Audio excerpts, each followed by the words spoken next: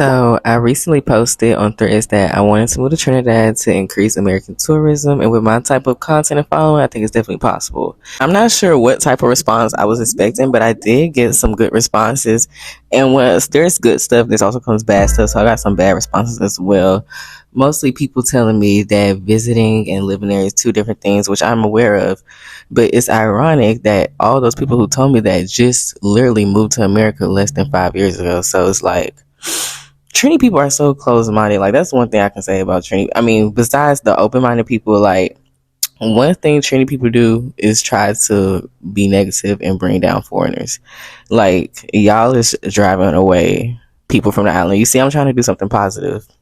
And mind you, I don't like when I come to Trinidad, though I am technically a tourist, I don't tour there. I live when I'm in Trinidad. Like I live with a Trinidadian. I do Trinidadian things. I eat Trini food. I talk like a Trini. I look like a Trini. I line like a Trini. I'm just an American. And also, I am an herbalist and I'm an entrepreneur.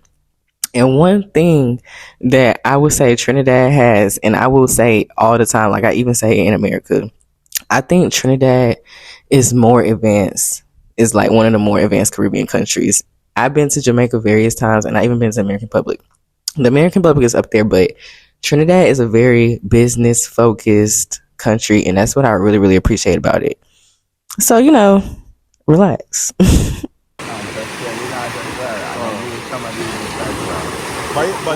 part you located? St. James. But you standardize the price at between the two of that. But you have to spoke up for include the materials,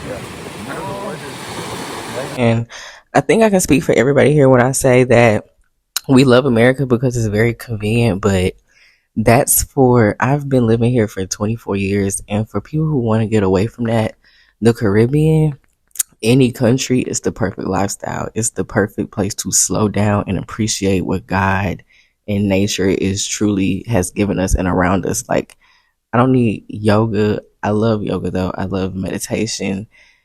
It's the perfect place for prayer and meditating and giving thanks. And it's like it's slowed down. Everything in the Caribbean is slow. Like I don't know if that's a good thing or a bad thing. I think for me as an American, that's the only thing that I might, be irritated about or have a shock to, that everything is slowed down, but it will teach you patience. It would teach you to appreciate things more. It will teach you how to take more time to pay attention to detail and take in the little things. I like to be aware and look out for something called monitoring spirit. And a lot of people come across that as people who care and people who want to seem like they want to know more of your information and want you to tell the beans and stuff like that, which is also why you have to be reserved with the little things. Making a different currency and living in a different country where that currency goes a long way, you have more things and more money to move around and do more things that a lot of people that are native to the island were not able to do. So I keep that in mind when people have a response to, when I say that I want to move somewhere or jump ship and just get up and try to see what's out there. Cause I'm like, I can do that. I have the means to do that. And I would be worried too, if I was a foreigner, like, oh, I'm not able to move around and I'm stuck and doing this. Like, it's different to be broke and traveling, but when you have the means to do it, it's totally fine and okay. Now let's talk about safety. That's something that often comes up with me and moving to Trinidad and foreigners coming to Trinidad. Now, the crime is horrible in Trinidad. I will say that. Like, I've seen it. They, kill people in broad daylight and rob and, murder and blah, blah, blah. But however, they do that everywhere. Like that happens in America too. I live in Atlanta and I've lived in New Orleans, Louisiana, and the things I have seen, it's like there is crime everywhere. So the concept of crime in this area and this like that, it's like as long as all you can do is be safe, use your common sense. And I do have a plan on bringing my firearm to Trinidad and doing all the paperwork to get it licensed and registered and being a carrier, because that's what keep criminals away, doing the proper things and things like that. But I am a law-abiding citizen, so I have no problem with doing the correct paperwork, so I can bring my firearm to and where I go at any time, so I can ensure my own safety. But on a more positive note, I do love Trinidad, and I feel like it might have something to offer me, and I'm willing to go there to see what it is. And if not, I can explore and travel somewhere else to see if it fits and aligns with my goals and my dreams. But I would say, basically, as a whole, as a medicine woman, as an entrepreneur, and as a herbalist, my dream is to have my own land to host and facilitate my own retreats, my own classes, my own workshops, to have my own garden.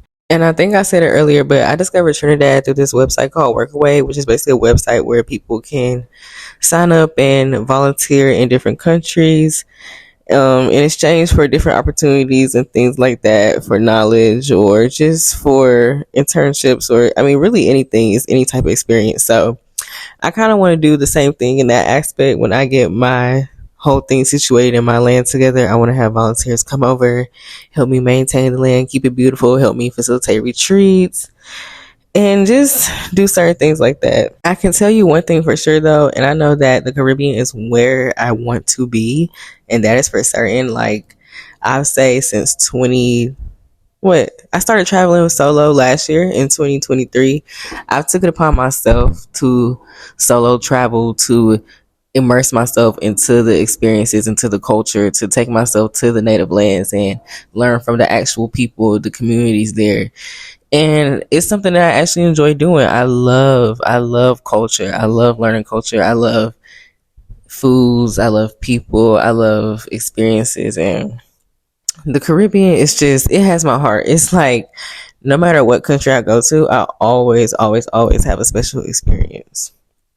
And it's something that it just has to be maintained. Every country has their downside, and I think every country downside is their government. And so it's the same way with Caribbean islands. The governments are governments. I mean, it's no good or bad. I mean, there is some good, but you know the good. But you know, that's all I have to say on that. So I think that's the only negative. But I live in America. I live in a red state too. So let's consider that. I know about a bad government, but I also know about rights and amendments and things like that I appreciate too as an American. And I appreciate having a passport and being able to hold. Well, actually, I do remember America is not one of the strongest passports anymore, but we're still kind of up there. But you get what I mean. And speaking of government, it's so ironic because actually in one of these videos, I was talking to one of my partner's old friends who's like a grown ass man. He's like an older man.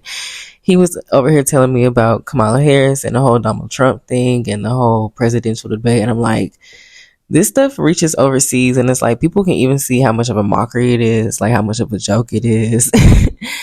And I'm sure if you're watching this, you know this, like, without a doubt. But like, it's people in other countries that definitely support Donald Trump and what he stands for and things like that, and they're not even American citizens. They're the people who's going to be affected by their decisions, which is not baffling to me, but it's like, it shows how easy people are manipulated and brainwashed, and it's given cult. But we're going to leave that there.